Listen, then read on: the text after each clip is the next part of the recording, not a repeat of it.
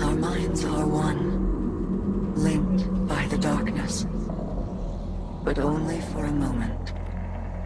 I must borrow Sloane's voice to speak my words. Please, heed them well.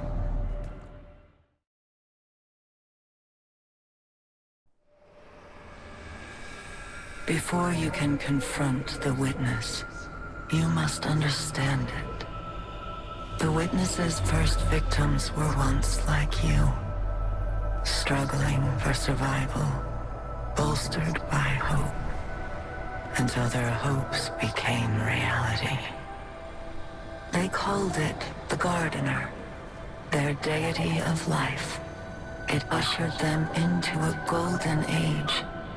For eons they prospered, but their newfound god never spoke to them. It lavished them with gifts, but not with guidance. And though they lived in paradise, they came to crave a greater purpose. They desired meaning, structure, a winnower, to shape the garden. Their scholars discovered that the Gardener shared a connection with another entity among the stars. They called it the Veil, and when they found it, they arrived to claim it. They already knew much about the light, how it could bend the laws of the universe and create life. But they came to realize that it could bring ruin just as easily. The cosmic events it set in motion could wipe out entire civilizations in a heartbeat, without reason. And so they saw the light, not as a source of prosperity, but of unfettered chaos. By studying the Veil, they came to know the darkness. A power that was shaped by thought and consciousness.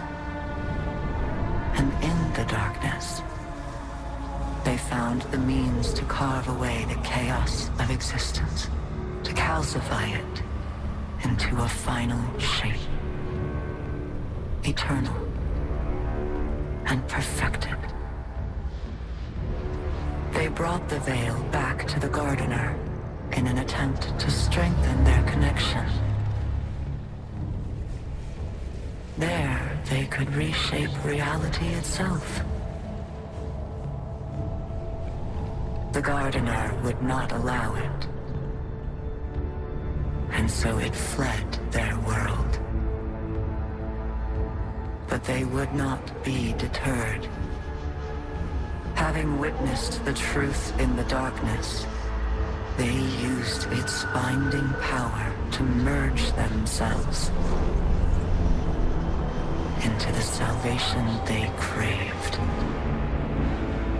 Thus began the Witness's pursuit, its campaign to impose meaning on a meaningless universe. One that is nearly at its end.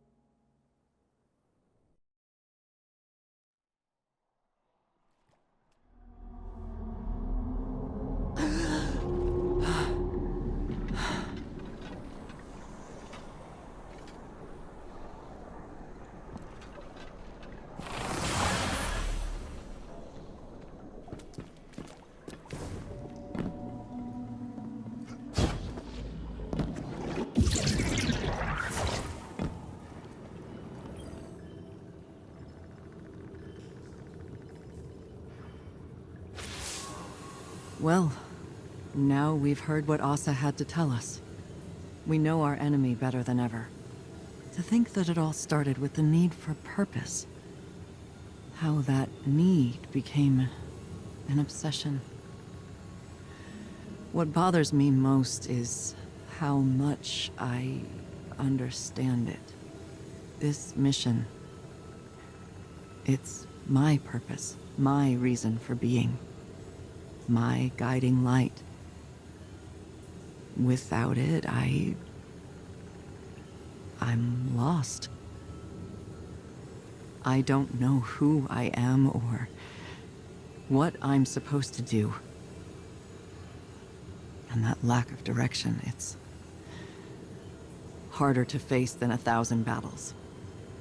I felt the same about my previous mission when I held the line on Titan. And if I'm being honest, it feels like I failed. I survived, but for what reason? What was it all meant to achieve? The only answer I've found is to learn what Asa knows. If I can do that, it will all have been worth it. Our link ended before Asa could explain how to get through the portal. The bond took its toll. But we'll both be ready again soon. When that time has come and gone, then I can feel like I accomplished the mission.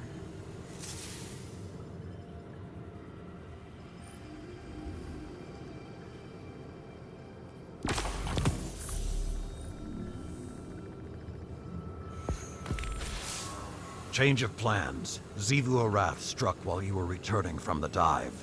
Hive deception slipped through our guard, and Asa was targeted by a Hive ritual. Xivu Arath's voice tore through the air like a wall of swords. We think it wounded Asa, but she swam off to try and interrupt the ritual before we could do anything.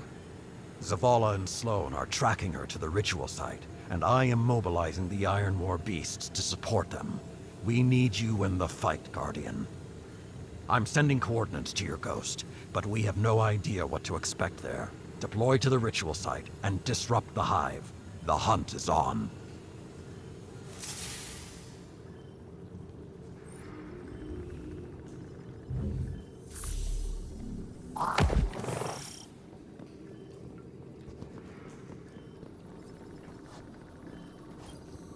You never did tell me why you trust the Nine so much.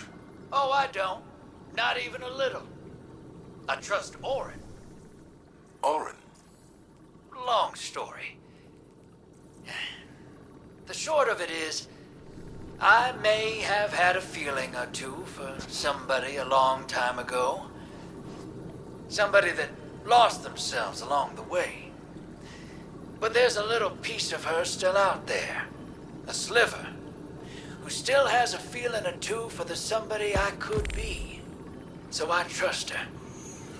Because she ain't never steered me wrong. No matter how rotten I was. Because at the end of the day, maybe we gotta put our faith in something other than ourselves. Even if we're too stubborn to admit it. I didn't expect you to put a lot of stock in faith. And I didn't expect you to lose yours and keep moving. Guess we're all full of surprises, ain't we? I'm giving you the benefit of the doubt that you're being genuine. Oh, I'm always genuine. People just ain't always paying attention.